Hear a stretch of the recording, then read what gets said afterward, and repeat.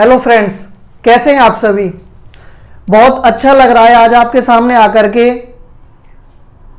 ये लगाओ कि एक दो हफ्ते से बच्चों के साथ साथ हम भी बहुत ज़्यादा परेशान थे कि जो भी उन्होंने साल भर मेहनत करी वो हमारी बिल्कुल आधे में ही छूट गई।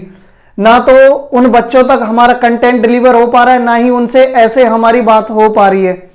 तो हमने कहीं ना कहीं एक ये ऐसा माध्यम निकाला यूट्यूब का कि जिसके जरिए हम अपनी बात को उन तक पहुंचा सकें। जो पढ़ाई उन्होंने अपनी की होगी, इस पूरे साल पढ़ाई की है, कहीं वो उनकी मेहनत आधे में ना छूट जाए, इसी डर की वजह से हमें ये प्लेटफॉर्म चुनना पड़ा कि कम से कम हम अपनी बातों को बच्चों तक पहुंचा पाएं।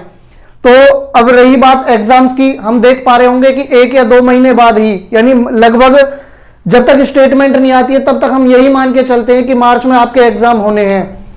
अब साथ के साथ आपको इस बीमारी से भी लड़ना है, घर पे रह के सुरक्षित भी रहना और अपनी पढ़ाई को भी आगे बनाए रखना है, ताकि जो आपने साल भर मेहनत की होगी कहीं वो इस बीमारी के डर से वो जो मेहनत है आपकी वो बेकार ना हो जाए।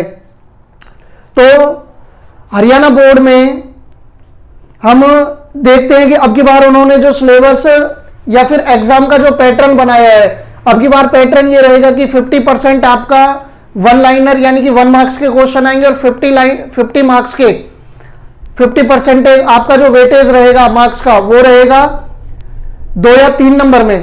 तो उस एंगल से देखें तो 1 नंबर के क्वेश्चन बहुत ज्यादा इंपॉर्टेंट हो जाते हैं। तो इसी सीरीज को शुरू करने के लिए आज मैं फिजिक्स का फर्स्ट चैप्टर इलेक्ट्रोस्टैटिक शुरू करने वाला हूं। जिस बुक से मैंने क्वेश्चन उठाए होंगे, ये लक्ष्मी पब्लिकेशन की एक ये बुक है एग्जाम टारगेट सीरीज करके, फिजिक्स की बहुत अच्छी बुक मुझे ये लगी। इसमें जो पैटर्न दिया हुआ है एचपीएससी का बिल्कुल अच्छा पैटर्न है, क्वेश्चन अच्छे हैं। तो इसी चीज को हम शुरू करने वाले हैं। तो आई होप आप थोड़ा पेशेंस बनाए रखेंगे और चीजों को उसी हिसाब से समझते हुए चलेंगे। देखिए पहला क्वेश्चन है, the charge on electron is, एक इलेक्ट्रॉन पे जो चार्ज होता है, ये हम सबको पता होगा कि एक इलेक्ट्रॉन पे जो चार्ज होता है वो है 1.6 इंटू 10⁻⁻⁻19 कूलाम। अब ये तो रही एक इलेक्ट्रॉन पे चार्ज, 2 इलेक्ट्रॉन पे, 3 इलेक्ट्रॉन पे, 4 इलेक्ट्रॉन पे हम चार्जों को कैसे निकाल रहे होंगे, उसका सिंपल सा आपको स्टेटमेंट पता होगी कि चार्ज की प्रॉपर्टी होती है क्वांटाइजेशन ऑफ चार्ज, वो होता है Q बराबर NE। सिंपली आप क्या करो, यहां n की वैल्यू रखते जाओ कि आपके पास नंबर ऑफ इलेक्ट्रॉन कितने हैं, 1 है, 2 है, 3 है, 4 है, 5 है। फॉर एग्जांपल मान के चलो आपको एक चार्ज के लिए एक इलेक्ट्रॉन पे चार्ज निकालना है, तो 1 इंटू, अब एक इलेक्ट्रॉन पे चार्ज 1.6 इंटू 10⁻⁻⁻19 कूलाम। तो टोटल कितना हो गया 1.6 इंटू 10⁻⁻⁻19 कूलाम। अगर 2 इलेक्ट्रॉन पे निकालना हो तो 2 इंटू में 1.6 इंटू 10⁻⁻⁻19, टोटल कितना हो जाएगा 3.2 इंटू 10⁻⁻⁻19 कूलाम। ऐसे ही अगर 3 इलेक्ट्रॉन के लिए पूछ ले तो 3 इंटू 1.6 इंटू 10⁻⁻⁻19 कूलाम, तो हो जाएगा 4.8 इंटू 10⁻⁻⁻19 कूलाम। उसके बाद अच्छा बिल्कुल ये सेम क्वेश्चन नंबर 2 ये दिया हुआ है कि what is the charge on a metal when 2 electrons are removed from it. किसी भी मेटल से अगर 2 इलेक्ट्रॉन निकाले जा रहे हैं तो उस पर कितना चार्ज क्रिएट होगा। अच्छा इस बात को समझने के लिए, इस क्वेश्चन को समझने के लिए इस बात को ऐसे समझो कि चार्ज हमारा क्रिएट कब होता है, या तो हमारे इलेक्ट्रॉन गेन हो या फिर रिमूव हो, इन 2 ही कंडीशन में चार्ज क्रिएट होता है। जैसे मान के चलिए सिंपली कोई एक बॉडी है, ये सिंपली कोई बॉडी है, अगर मान के चलो इसमें से मैंने एक इलेक्ट्रॉन बाहर निकाल दिया तो इसमें चार्ज कितना कम हो गया, जितना इस इलेक्ट्रॉन पे चार्ज था। इलेक्ट्रॉन पे चार्ज कितना है 1.6 इंटू 10⁻⁻⁻19 कूलाम, ये है इलेक्ट्रॉन पे चार्ज। अगर एक इलेक्ट्रॉन निकाल दिया तो इसका मतलब इस बॉडी में से इतना चार्ज बाहर निकल गया। अगर 2 इलेक्ट्रॉन निकाल दिए तो इसका मतलब इतना चार्ज दो बार बाहर निकला, यानी कि एक बार तो 1.6 into 10 raise to power minus के 19 कूलम, इस इलेक्ट्रॉन पे 1.6 into 10 raise to power minus के 19 कूलम, और टोटल हम कहें तो 3.2 into 10 raise to power minus के 19 कूलम, यानी इतना चार्ज इसमें से बाहर निकल गया है। तो चार्ज की प्रॉपर्टी है कि चार्ज हमेशा किसी भी बॉडी में या तो गेन होता है या ट्रांसफर होता है, वो हमेशा इन फिक्स अमाउंट में होता है, कि in fixed amount. Fix amount से मतलब ये होगा मेरा कि आप n की वैल्यू रखते जाएंगे। n क्या होगा यहां पर, n यहां पर है इंटीजर, आप n की वैल्यू रखते जाएंगे और चार्ज आपको मिलता रहेगा कि n बराबर 0 1 2 3 4। आई होप आप समझ पा रहे होंगे। देखिए उसके बाद question number 3, the minimum value of charge. अच्छा, 2 इलेक्ट्रॉन के लिए चार्ज तो 2 के लिए हो जाएगा कि Q बराबर Ne, तो 2 गुना के 1.6 into 10 raise to power minus के 19 कूलम, तो आंसर होगा 3.2 into 10 raise to power minus के 19 कूलम। ऑप्शन ए ठीक होगा इसका। उसके बाद question number 3, the minimum value of charge on a body. किसी भी बॉडी पर मिनिमम चार्ज कितना हो सकता है। अच्छा, मिनिमम चार्ज क्रिएट कब होगा कि अगर जब उसमें से इलेक्ट्रॉन या तो गेन हो या ट्रांसफर हो, तो कम से कम चार्ज लेने के लिए मुझे इतना तो होना चाहिए कि उसमें से कम 1 इलेक्ट्रॉन तो ट्रांसफर हो, और 1 इलेक्ट्रॉन ट्रांसफर करने के लिए कम से भी कम कितना चार्ज हो जाएगा। अगर 1 इलेक्ट्रॉन ट्रांसफर होगा तो यही चार्ज आ जाएगा। भाई जब इलेक्ट्रॉन ट्रांसफर होगा ही नहीं तो चार्ज 0। अब चार्ज क्रिएट करने के लिए कम से कम 1 इलेक्ट्रॉन तो ट्रांसफर कराना ही पड़ेगा इसमें से। अब 1 इलेक्ट्रॉन जब बाहर निकाल रहे होंगे तो कितना चार्ज कम हो जाएगा, 1.6 into 10 raise to power minus के 19। तो क्वेश्चन नंबर 3 का ऑप्शन ए करेक्ट हो जाएगा। कौन सा, 1.6 into 10 raise to power minus के 19 कूलम। क्वेश्चन नंबर 4, है the number of electron in 1 coulomb of charge will be. 1 coulomb charge create करने के लिए मुझे कितने इलेक्ट्रॉनों को इसमें से बाहर निकालना होगा। तो Q बराबर Ne, चार्ज कितना दे रखा है 1 कूलम, n यानी नंबर ऑफ इलेक्ट्रॉन हमें निकालने। 1 इलेक्ट्रॉन पे चार्ज हमें पता है 1.6 into 10 raise to power minus के 19, तो n बराबर हो जाएगा 1 अपॉन में 1.6 into 10 raise to power minus के 19, और ये जब टोटल सॉल्व हो के आ रहा होगा 6.25 इंटू में 10 रेज टू पावर 18। तो टोटल इतने इलेक्ट्रॉन हमें उस बॉडी से बाहर निकालने होंगे, तब जाके हमारा 1 कूलम चार्ज जो है वो क्रिएट हो पाएगा। उसके बाद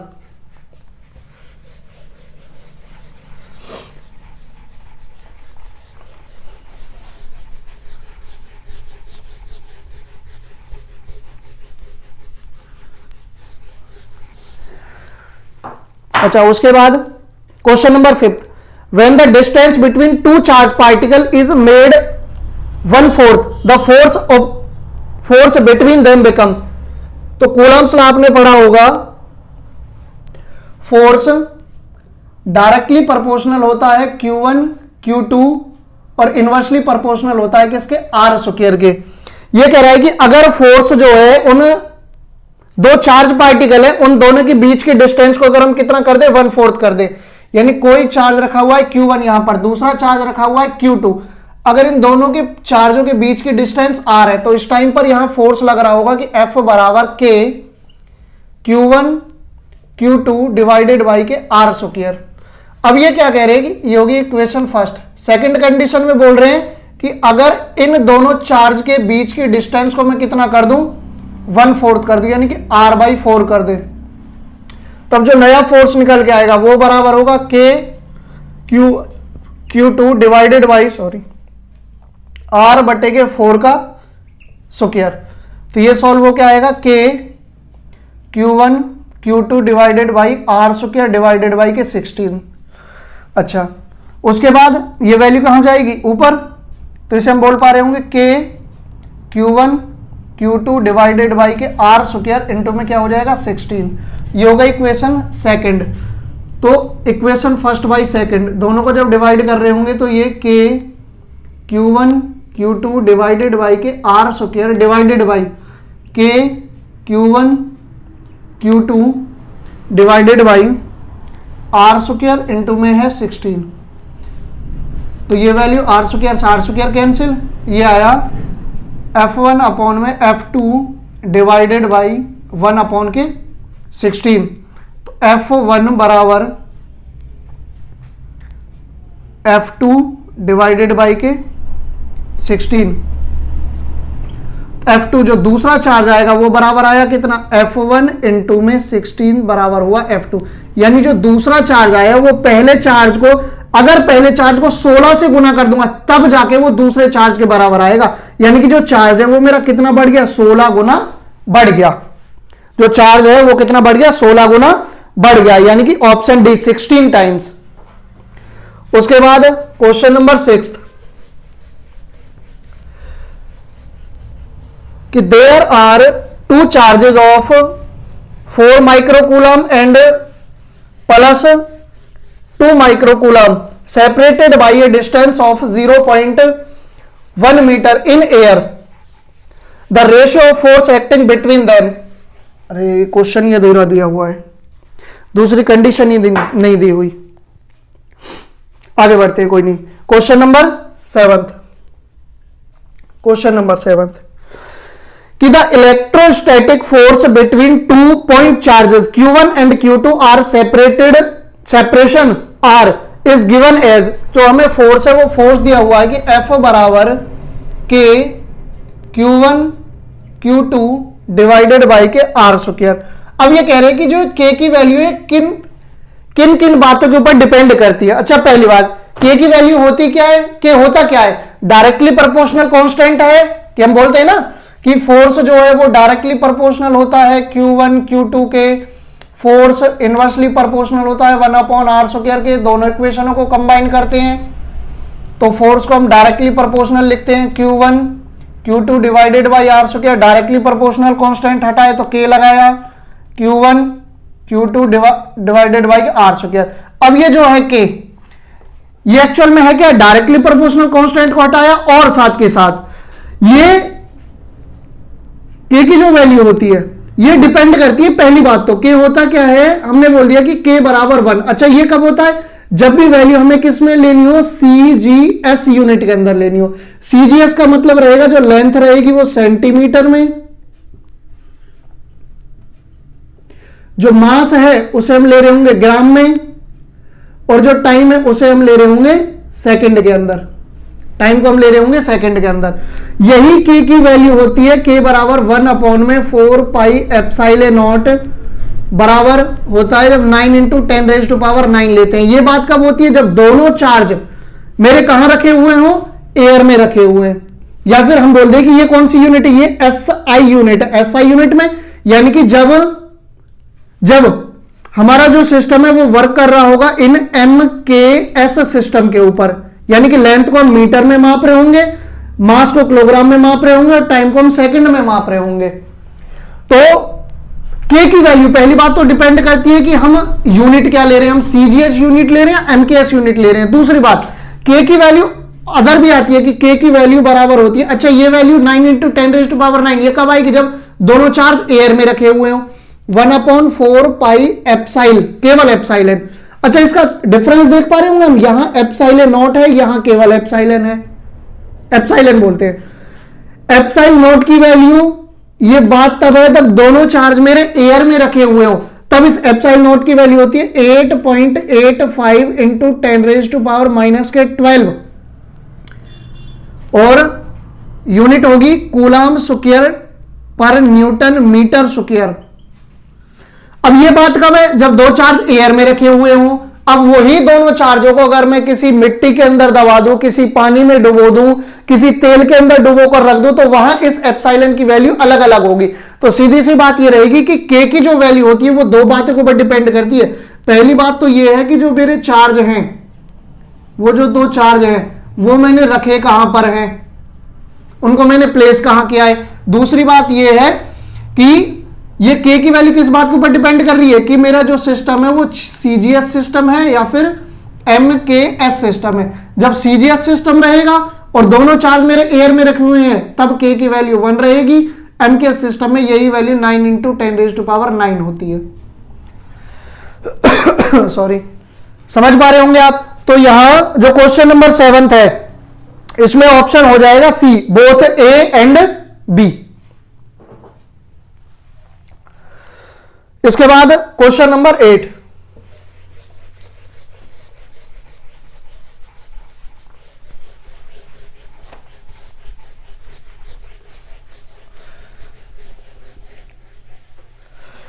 question number 8, SI unit of proportionality constant is Coulomb's law. Coulomb's law का जो डायरेक्टली प्रोपोर्शनल कांस्टेंट आता है के, उसकी यूनिट क्या होती है? अच्छा, ये बात हमने अभी देखी है कि क्वेश्चन नंबर 8 कि फोर्स बराबर के Q1 Q2 डिवाइडेड बाई के R स्क्वायर। अच्छा, फोर्स यूनिट क्या होगी? न्यूटन बराबर ये के, यहां यूनिट कूलम, दूसरा चार्ज कूलम डिवाइडेड बाई के R स्क्वायर। R किस में होगा? मीटर का स्क्वायर। तो केवल वैल्यू के की अगर वैल्यू निकालनी है तो के को इधर रखो, बाकी वैल्यू दूसरी तरफ। तो m स्क्वायर डिवाइडेड बाई में c स्क्वायर बराबर किसके हो जाएगा? के। तो डायरेक्टली प्रोपोर्शनल कांस्टेंट इसकी यूनिट क्या आ गई? न्यूटन मीटर स्क्वायर पर कूलम स्क्वायर। तो ऑप्शन हो जाएगा आपका कौन सा दे रखा होगा? Newton metre square, newton metre square पर कूलम स्क्वायर। चलो, जो भी ऑप्शन आप देख लेना, यूनिट क्या होगी?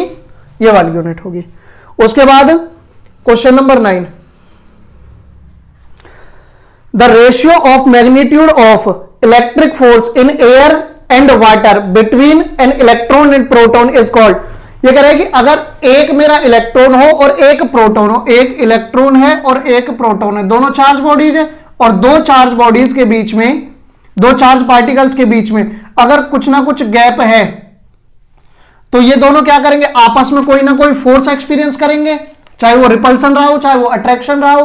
तो यहीं से कूलम्स सर क्या बताते हैं कि इन दोनों के बीच में जो फोर्स ऑफ अट्रैक्शन होगा, force directly proportional Q1 Q2 divided by के R स्क्वायर के।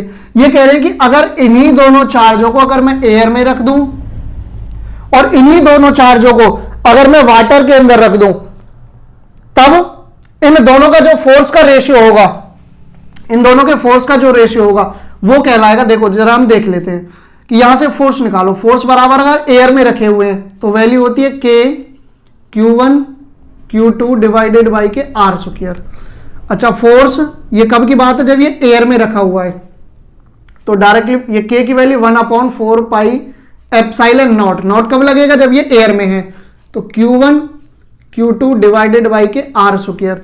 दूसरी वैल्यू कह रहे हैं कि इन्हीं चार्जों को अगर हम वाटर के अंदर रख दे, तो वाटर के अंदर जब रख रहे होंगे तो के Q1 Q2 डिवाइडेड बाई के R स्क्वायर। अब यहां जो के की वैल्यू होगी 1/4 पाई एप्सिलॉन नॉट, नहीं एप्सिलॉन वाटर के लिए, तो Q1 Q2 डिवाइडेड बाई के R square.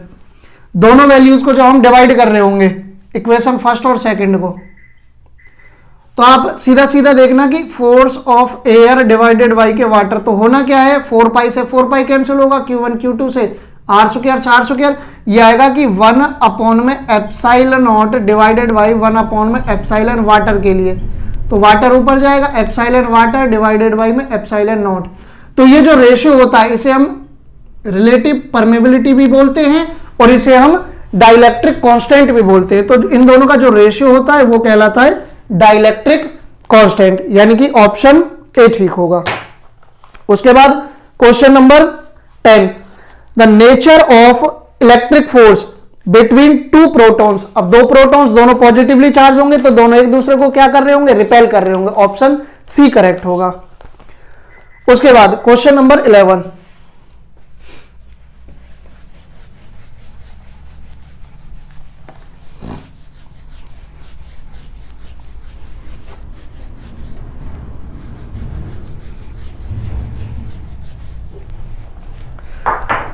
Question number 11, two charge of equal magnitude and at a distance R excite a force F on each other. ये कह रहे हैं कि दो चार्ज है, दोनों का मैग्नीट्यूड सेम है, यानी कि अगर एक क्यू है तो दूसरा भी क्यू है, और इन दोनों के बीच की जो डिस्टेंस है वो कितनी है, आर डिस्टेंस दे रखी है।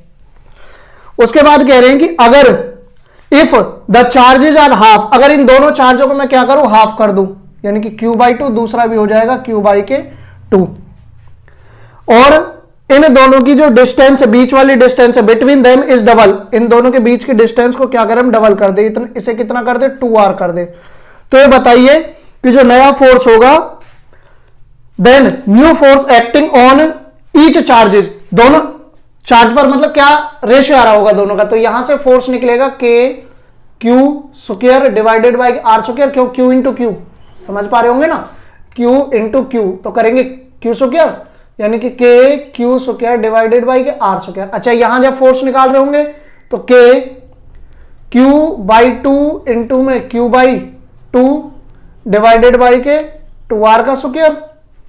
अच्छा, तो ये आ रहा होगा Q² divided by 4 divided by R² और 2 to 4।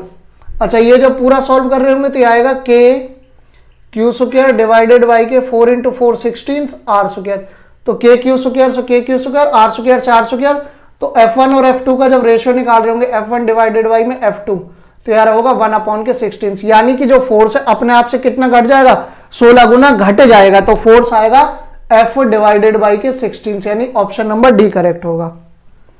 उसके बाद dielectric constant of a metal is, metal के लिए जो डाइलेक्ट्रिक कांस्टेंट, अभी हमने डिस्कस करा था, डाइलेक्ट्रिक कांस्टेंट होता है क्या है कि अगर दो चार्ज है, दोनों चार्जों को मैं किसी एयर में रखूं और उन्हीं दोनों चार्जों को किसी मीडियम, किसी वाटर, किसी पानी के अंदर या फिर किसी तेल के अंदर डुबो के रख दूं, तो अब जो फोर्स का रेशियो आएगा उसे हम बोल रहे होंगे डाइलेक्ट्रिक कांस्टेंट। तो मेटल के केस में ये जो डाइलेक्ट्रिक कांस्टेंट है इसकी वैल्यू इंफिनिटी होती है, यानी ऑप्शन सी करेक्ट होगा। वैसे सी और डी दोनों ही इंफिनिटी दे रखे हैं, तो आप कोई भी टिक कर सकते हो। अच्छा, उसके बाद question number 13, question number 13, the magnitude of electric field E such that an electron placed in it would experience an electrostatic force equal to its weight. ये कह रहे हैं कि अगर किसी इलेक्ट्रॉन को किसी इलेक्ट्रिक फील्ड के अंदर रखा जाए, ये हो गई इलेक्ट्रिक फील्ड, मान के चलो यूनिफॉर्म इलेक्ट्रिक फील्ड हमने बना ली, सॉरी, कि यूनिफॉर्म इलेक्ट्रिक फील्ड हो गई कोई E, इसके अंदर रख दिया कोई इलेक्ट्रॉन। अब ये कह रहे हैं कि the magnitude of electric field such that an electron place it would be experience an electric force equal to its weight. अच्छा, किसी इलेक्ट्रिक फील्ड के अंदर अगर कोई इलेक्ट्रॉन रखा हुआ है तो वो कितना फोर्स एक्सपीरियंस करेगा, तो इलेक्ट्रिक फील्ड बराबर होती है हमारी, इलेक्ट्रिक फील्ड बराबर होती है force per unit charge, force per unit charge. यहां से अगर हम फोर्स निकाले तो फोर्स बराबर होगा E इंटू में Q। अब ये Q है क्या, इलेक्ट्रॉन, तो E इंटू में ये हो गया इलेक्ट्रॉन या फोर्स की यूनिट, फोर्स की वैल्यू, सॉरी। अब दूसरा कह रहा है कि इस इलेक्ट्रॉन पर जो वेट लगेगा, अच्छा वेट बराबर होता क्या है, वेट बराबर होता है मास इंटू में ग्रेविटी। वेट वास्तव में है क्या है, वेट वो फोर्स है जो अर्थ लगाती है किसी भी बॉडी पर, तो ये भी एक तरह से फोर्स हो गया, तो फोर्स बराबर m इंटू में g सेकेंड। अब दोनों इक्वेशन को जब हम कंपेयर कर रहे होंगे तो E इंटू में E बराबर होगा m इंटू में g के। तो हमसे वैल्यू किसकी पूछी थी, इलेक्ट्रिक फील्ड इंटेंसिटी की, तो E बराबर किसके हो जाएगा, mg डिवाइडेड बाई के E। ऑप्शन सी करेक्ट होगा। आई होप आप समझ पा रहे होंगे, ज्यादा तेज तो नहीं हो रहा। अच्छा, उसके बाद SI unit of permittivity,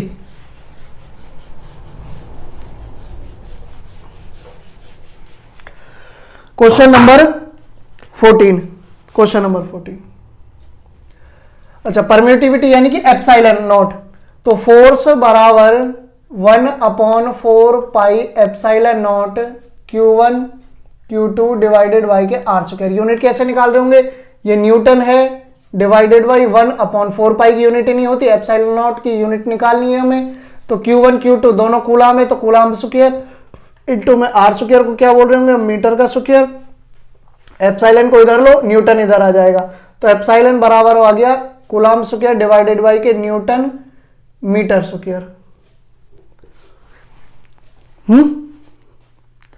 option I think B correct होगा, ऑप्शन बी इज करेक्ट। अच्छा, उसके बाद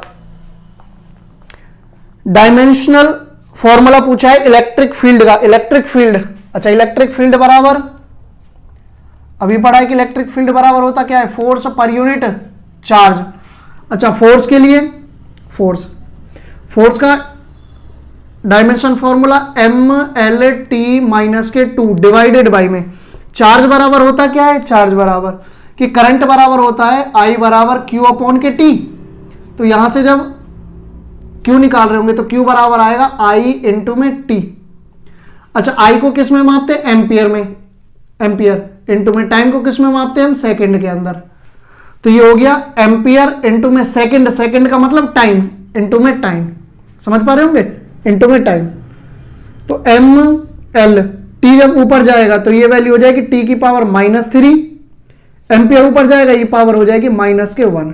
तो डायमेंशन फॉर्मूला आ जाएगा किसका, इलेक्ट्रिक फील्ड इंटेंसिटी का, कि mL/t-3 A-1, यानी कि ऑप्शन ए करेक्ट होगा, ऑप्शन ए करेक्ट होगा। उसके बाद SI यूनिट पूछिए इलेक्ट्रिक फील्ड इंटेंसिटी की। SI यूनिट क्या हो जाएगी, ये न्यूटन है और ये कूलाम, तो SI यूनिट हो जाएगी न्यूटन पर कूलाम। क्वेश्चन नंबर 16, बहुत आसान क्वेश्चन है कि आप जितना अच्छे से प्रैक्टिस करोगे उतना ही आपके स्कोर करने के चांस और ज्यादा अच्छे हो जाएंगे। तो उसके लिए आपको चीजें बड़े बारीकी से समझनी होंगी। आपके एक नंबर क्वेश्चन को हल करने के लिए यह मान लीजिए कि आपके कंसेप्ट बहुत ही हाई लेवल के तो कह दे तो बात ठीक ही है, लेकिन कंसेप्ट आपके एकदम ऐसे होने चाहिए, एकदम मजबूत। हाई लेवल तो कैसे बोले कि हाई लेवल के होने चाहिए, क्या करें, छोटे छोटे बच्चे हैं, कितना पढ़ाई का बर्डन है, आधे से ज़्यादा ये सोचते हैं कि कहाँ आ गए कहाँ नहीं आए, क्या चल रहा है लाइफ में। चलिए देखिए, उसके बाद question number 17, the electric field intensity at a point distance r from an electrostatic dipole is inversely proportional to. अच्छा, किसी इलेक्ट्रोस्टैटिक डाइपोल से, डाइपोल क्या होता है, दो चार्ज होंगे, एक Q1 है दूसरा Q2 है, दोनों के बीच की डिस्टेंस कितनी है, 2a है, किसी सेंटर से डिस्टेंस 2a। अगर किसी पॉइंट पर इलेक्ट्रिक फील्ड इंटेंसिटी निकालनी है, अगर एक्सियल पर निकालनी है, तो इलेक्ट्रिक फील्ड इंटेंसिटी बराबर आ रही होगी 2kp अपॉन में r की पावर 3। अगर इसी डाइपोल के लिए हम इक्वेटोरियल लाइन पर निकाल रहे होंगे, इस पॉइंट पर इलेक्ट्रिक फील्ड इंटेंसिटी आ रही होगी kp अपॉन में r की पावर 3। दोनों ही केस में हम देख रहे होंगे, यानी कि किसी भी पॉइंट पर अगर इलेक्ट्रिक फील्ड इंटेंसिटी निकालना है डाइपोल की वजह से, वो हमेशा किसके इनवर्सली प्रोपोर्शनल होती है, इनकी जो डिस्टेंस होती है उसके क्यूब के डायरेक्ट इनवर्सली प्रोपोर्शनल, यानी कि electric field intensity E inversely proportional होती है 1 अपॉन में r की पावर 3 के, 1 अपॉन r की पावर 3। उसके बाद क्वेश्चन नंबर 19, इफ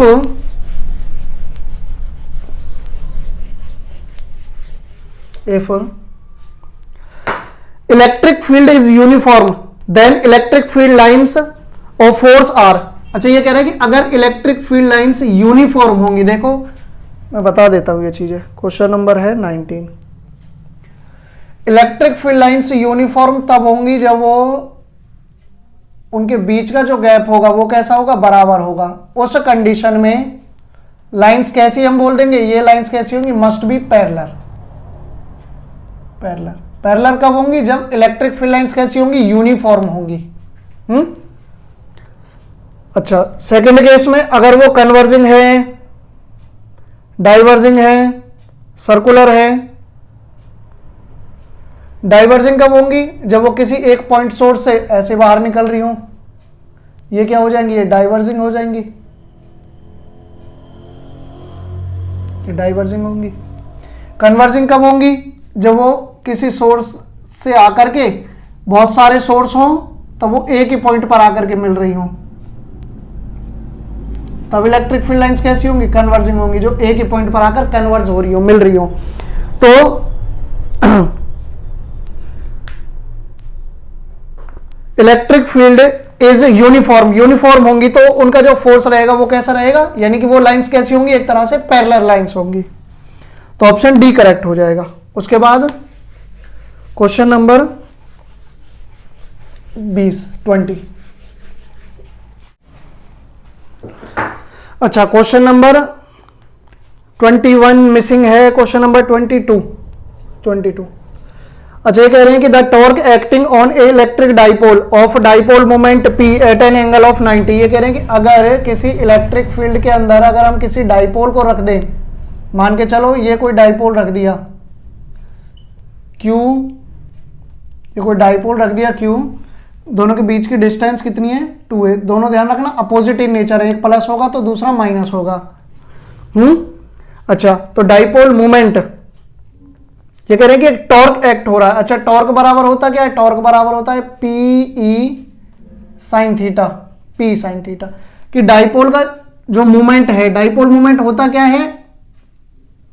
माइनस से प्लस की तरफ, यानी P की जो डायरेक्शन होगी वो होती है -2 प्लस, और यह है इलेक्ट्रिक फील्ड। तो इन दोनों के बीच में जो एंगल होता है, यानी E की डायरेक्शन ये और इस P की डायरेक्शन ये, इन दोनों के बीच में जो ये एंगल है, ये एंगल होता है theta angle. Theta is the angle between electric field lines and dipole moment, इन दोनों के बीच का एंगल है। तो टॉर्क बराबर ये क्या कह रहे हैं? अच्छा, कंडीशन यहां दी हुई है, electric dipole is place at the angle of 90। जब ये साइन एंगल 90 हो जाएगा तो PE साइन 90, तो साइन 90 की वैल्यू कितनी है? 1। तो टॉर्क बराबर आ कितना जाएगा? P इंटू में E। दूसरा दिया हुआ है the torque acting on electric dipole place is parallel. अगर हम इसे क्या कर दें? पैरेलल कर दें। पैरेलल का मतलब होगा कि इलेक्ट्रिक फील्ड लाइंस की डायरेक्शन और इस डाइपोल मोमेंट की डायरेक्शन दोनों कैसी हो जाए? एक ही डायरेक्शन हो जाए, यानी कि ये P की डायरेक्शन, ये E की डायरेक्शन, तो दोनों के बीच में एंगल कितना है? 0। तो टॉर्क बराबर PE साइन 0 डिग्री, और साइन 0 तो टॉर्क भी कितना है? 0 डिग्री, टॉर्क भी 0 है। उसके बाद क्वेश्चन नंबर 23। क्वेश्चन नंबर 23,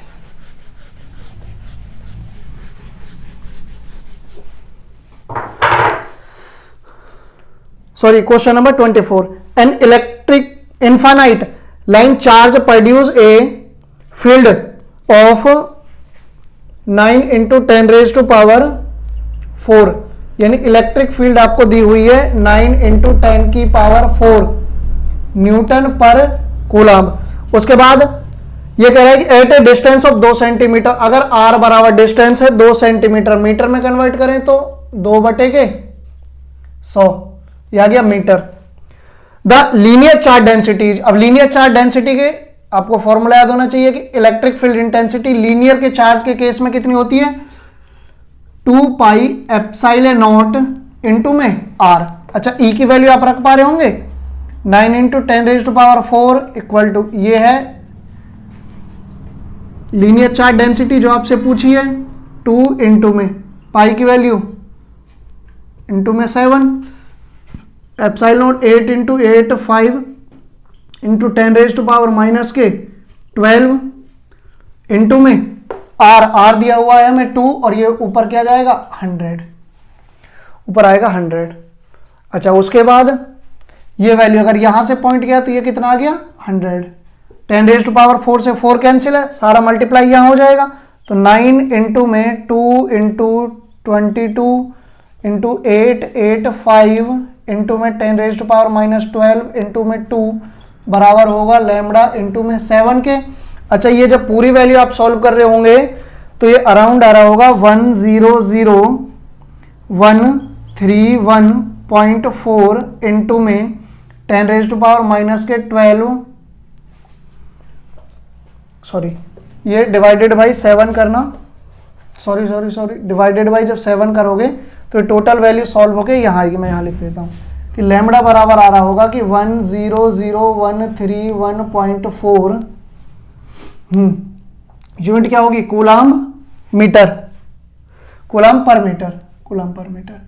अच्छा, इसी वैल्यू को हम कर पा रहे होंगे। अच्छा, इसके साथ साथ इसकी वैल्यू और है, ये वाली वैल्यू ये है इंटू 10⁻⁻12 कूलाम पर मीटर। ये आएगा, वैल्यू को 6 के अंदर लेंगे तो 1.001314 इंटू 10⁻⁻6 कूलाम पर मीटर, और इसी -6 को जब माइक्रो में ले रहे होंगे तो 1 पॉइंट इसे अराउंड करके लिख रहे होंगे माइक्रो कूलाम मीटर। ये वैल्यू किसकी आई है, लैम्बडा की वैल्यू आई होगी बात समझ। उसके बाद according to Gauss law the electric field of infinite long straight wire proportional to, अच्छा अभी हमने फॉर्मूला करा है कि इलेक्ट्रिक फील्ड इंटेंसिटी बराबर होती किसके, लैम्बडा अपॉन में 2 पाई एप्सिलॉन नॉट इनटू में आर के। इसका मतलब ये है कि इलेक्ट्रिक फील्ड इंटेंसिटी जो है वो इनवर्सली प्रोपोर्शनल किसके, 1 अपॉन में आर के। तो क्वेश्चन नंबर 24 भी आपका यहीं से सॉल्व हो गया। आंसर क्या होगा, 1 अपॉन के आर। उसके बाद बचता है आपका लास्ट क्वेश्चन, क्वेश्चन नंबर 25। ये क्या है कि ए charge Q is place at A centre of cube of A side A, the electric flux through the face of cube is, उसके फेस से, उस क्यूब के फेस से कितना इलेक्ट्रिक फ्लक्स बाहर आएगा। अच्छा, आपने गॉस लॉ पढ़ा होगा, तो गॉस लॉ ये बोलता है, गॉस लॉ ये बात बताते हैं कि अगर किसी भी चार्ज को हम किसी क्लोज सरफेस के अंदर रखें, सॉरी किसी भी क्लोज बॉडी के अंदर रखें, तो उसमें से टोटल कितना फ्लक्स बाहर आता है कि फाई बराबर होता है close surface of E into में डी एस बराबर किसके होगा, क्यू अपॉन में एप्सिलॉन नॉट के। तो इसमें से कितना फ्लक्स बाहर आएगा, इसमें से टोटल फ्लक्स बाहर आएगा क्यू अपॉन के एप्सिलॉन नॉट के, यानी कि इसके 6 के 6 साइड से कितना फ्लक्स बाहर आ रहा होगा, इतना बाहर आ रहा होगा। यानी हर साइड से कितना बाहर आएगा, मान के चलो सिर्फ एक साइड का पूछ लेता तो एक साइड से कितना बाहर आता, क्यू अपॉन में 6 एप्सिलॉन नॉट। दूसरे से भी, दूसरे सरफेस से कितना आएगा, क्यू अपॉन में 6 एप्सिलॉन नॉट। टोटल कितना बाहर आएगा, क्यू अपॉन में 6 एप्सिलॉन नॉट। यही बात आप ऐसे समझो, कोई एक स्फीयर है, स्फीयर का मतलब कोई एक बॉल है एक तरह से है, उसके अंदर आपने चार्ज रखा, तो इसमें से टोटल कितना फ्लक्स बाहर आएगा, टोटल इसके अंदर से फ्लक्स बाहर आएगा कितना कि फाई बराबर होगा क्यू अपॉन में एप्सिलॉन नॉट के। हम कहें कि इसके आधे में से कितना बाहर आएगा, ये चीज आपको देना, सिर्फ पूछे कि इसमें से कितना बाहर आएगा, तो ये कितना बाहर आएगा भाई 2, यानी कि हाफ बाहर आएगा। समझ पा रहे होंगे बात को, ठीक है। तो ऑप्शन होगा, ऑप्शन ए करेक्ट हो जाएगा। आज के लिए बस इतना ही, और इससे आगे हम कोशिश करेंगे कि जो आगे का जो चैप्टर होगा नेक्स्ट हमारा इलेक्ट्रोस्टैटिक पोटेंशियल एंड कैपेसिटेंस। उससे पहले मैं आपसे उम्मीद कर रहा हूं कि आपने चैप्टर को डिस्क्रिप्शन में पढ़ लिया होगा, उसी के बेस पे हम अपनी चीजों को आगे बढ़ा रहे होंगे। फॉर्मूला अब यहां ऐसा तो होगा नहीं कि एक एक नंबर के क्वेश्चंस के लिए मैं आपको फॉर्मूला पहले पूरा ड्राइव कराऊं, उसके बाद आपको क्वेश्चन सॉल्व कराऊं। कम से कम मैं ये इतनी उम्मीद आपसे जरूर करता हूंगा कि आप पहले पूरा चैप्टर अच्छे से पढ़ के यहां बैठे होंगे, तभी मेरी ये वीडियो देख रहे होंगे, उसी के बेस पे हम इन क्वेश्चनों को आगे बढ़ा रहे होंगे। आज के लिए बस इतना ही, फिर से मुलाकात होगी नेक्स्ट पार्ट में। धन्यवाद।